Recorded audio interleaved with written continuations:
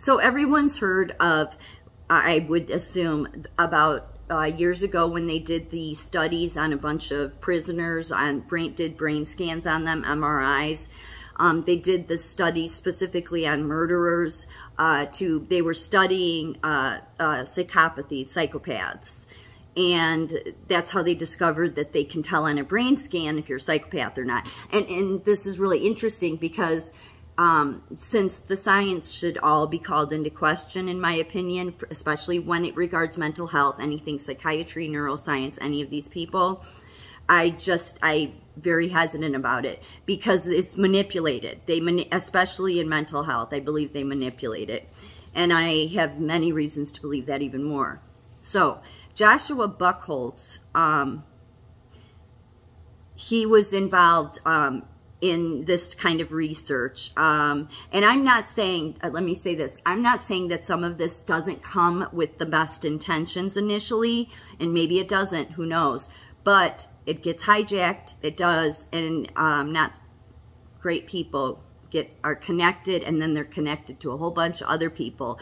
And when I mean connected, I mean like they have family lines there. I'll get to that. So Josh Buchholz is with a center called Center for Law, Brain, and Behavior. And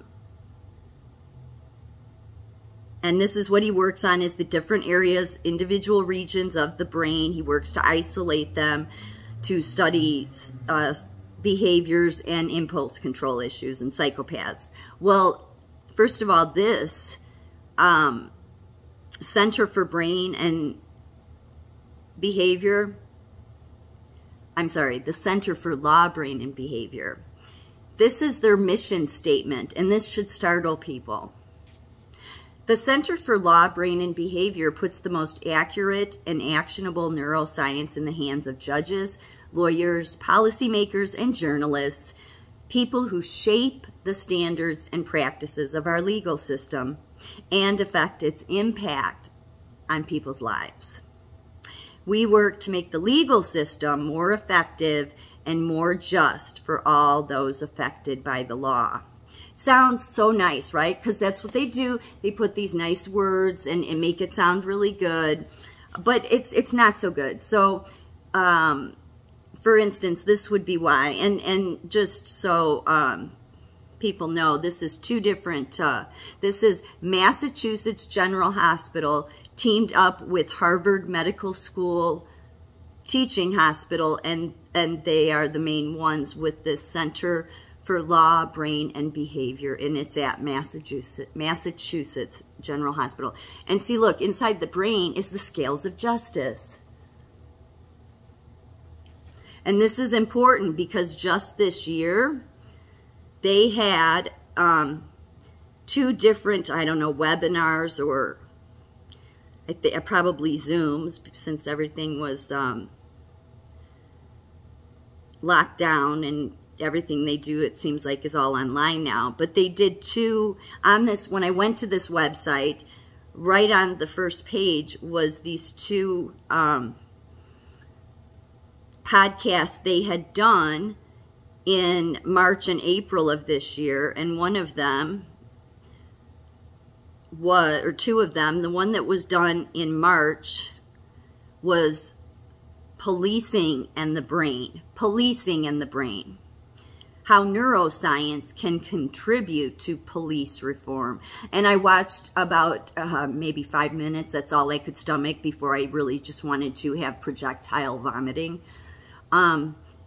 They were talking about the whole George Floyd and the police. I mean, you talk about these people, these researchers, these people are not only sick, they have absolutely no insight into how they are. You want to talk, if there's really psychopaths and it's not just a spiritual lacking, and that's what I think a lot of this goes back to, is this is very much a,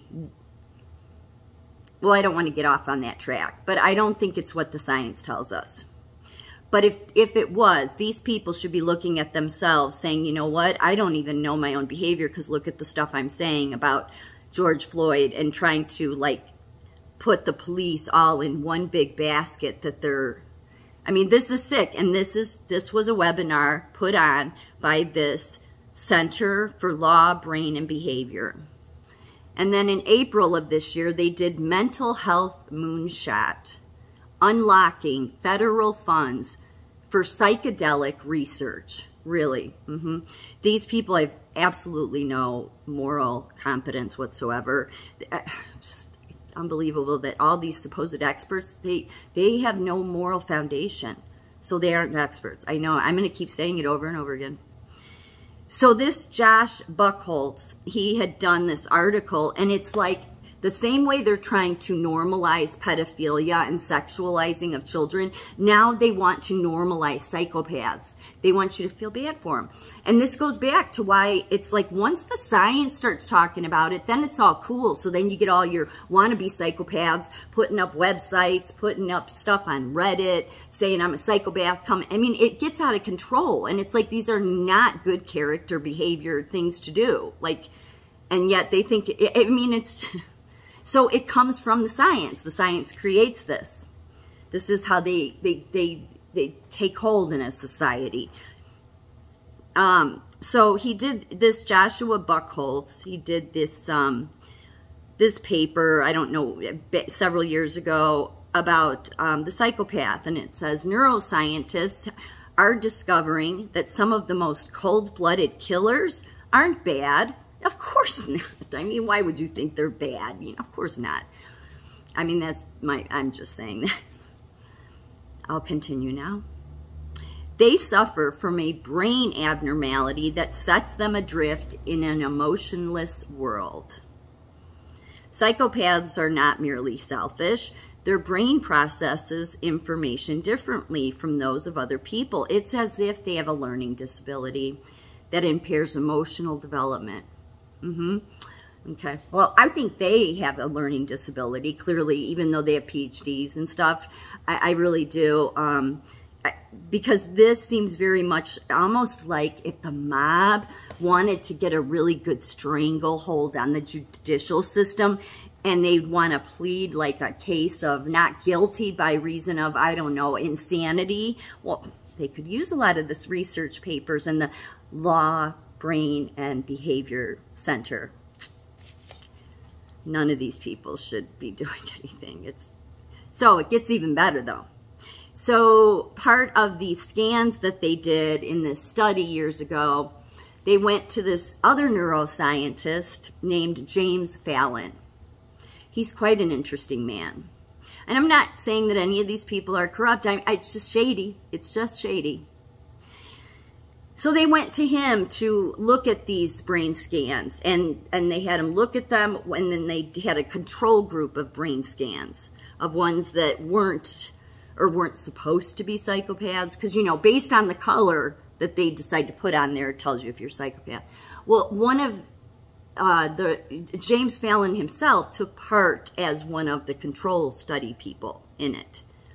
And, well, so accidentally he must have gotten one of the scans mixed up with the group that was the psychopaths, the prison inmates, their brain scans.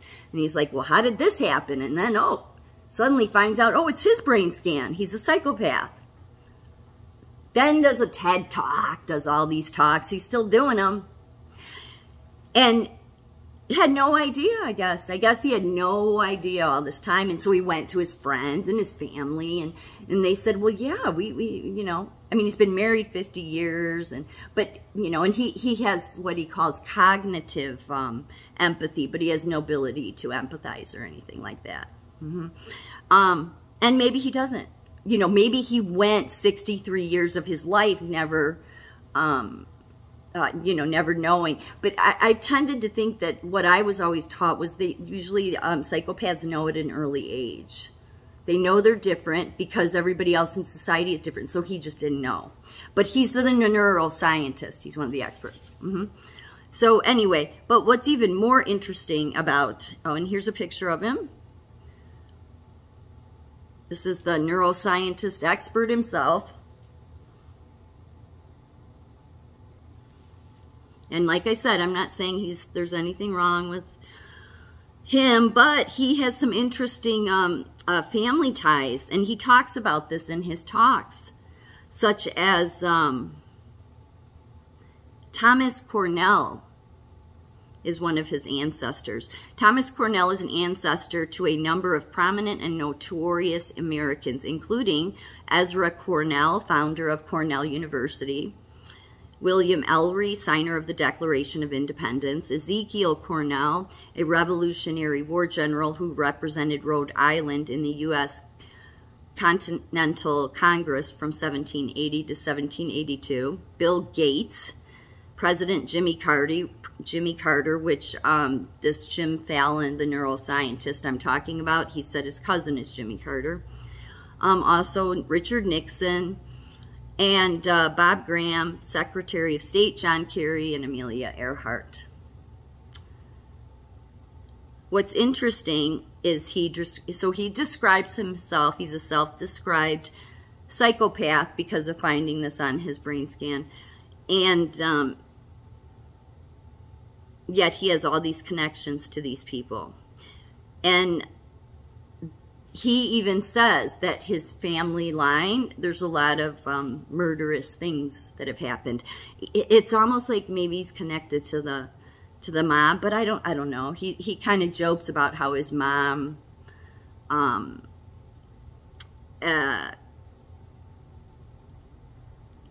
talked about like Lucky Luciano, but she wasn't connected or anything like that. And you can't really find anything about his parents except that they came here from Italy, I believe. I could be wrong. His nationalities are Italian and Irish. And again, I'm not trying to point out that he's not legit, but it's just weird that he's 63 years old. He gets involved in this study not only to look at these scans, but he takes part in the control group, which I guess isn't a big deal because it's just scanning. But still, you know, usually you wouldn't want your people that are going to be part of reviewing the information to be part of the control study. But I don't know how all that works, so maybe that's not a big deal. But for him to be 63 years old and not have any idea, it just screams to me. And he had some interactions with Nelson Rockefeller.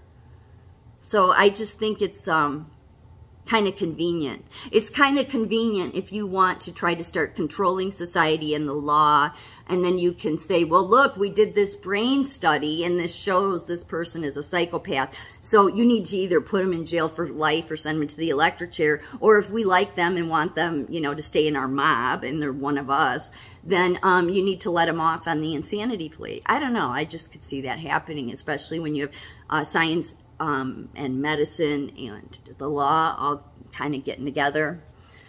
This is so dirty and filthy. It really is. And because he has all these ties, and even if you look any of this up, his cousin is, as I said, is Ezra Cornell. And he thinks it's funny. He jokes in his videos about how it's so much fun to find out about all these connections ancestry-wise that you have to other people. Oh, okay. Okay. He says, I was just a normal guy. Sure. Except that he found out at 63 years old that he's a psychopath because of a brain scan. And he's just a normal guy but he's related to all of these people like Bill Gates. All these people that are like have a kind of murderous backgrounds. So the murder trial of Thomas Cornell Jr. Thomas Cornell Jr. was accused, tried, convicted, and hanged for the alleged murder of his mother, Rebecca Cornell, in 1673. He was convicted using circumstantial evidence as well as spectral evidence, where witnesses recounted dreams involving ghosts pointing to his alleged guilt. This is what they used. And I mean, so, okay. American was later modernized to exclude the use of apparitions and dreams as evidence in trials. Well, that's kind of a good thing, right? But now they're just going to have the science do it. But this was a kind of, I mean, I'm sure most people have heard of the Cornells because of Cornell University. And to have all these connections, especially politically, and then he never knew that he was not only connected to these people, but didn't know that he was a psychopath, and he's a neuroscience that studies psychopaths, just seems strange to me. There's been many articles on him. Dr. James Fallon devoted his life to studying psychopaths before realizing a scan of a brain that looked like a serial killer was his own. So that's our science, that they have so little insight even to themselves to recognize that. So I just think these people are either really, they're so morally immature, like they're morally not even, they're like an amoeba, mortally amoeba, like nothingness. Like there's nothing morally to these people.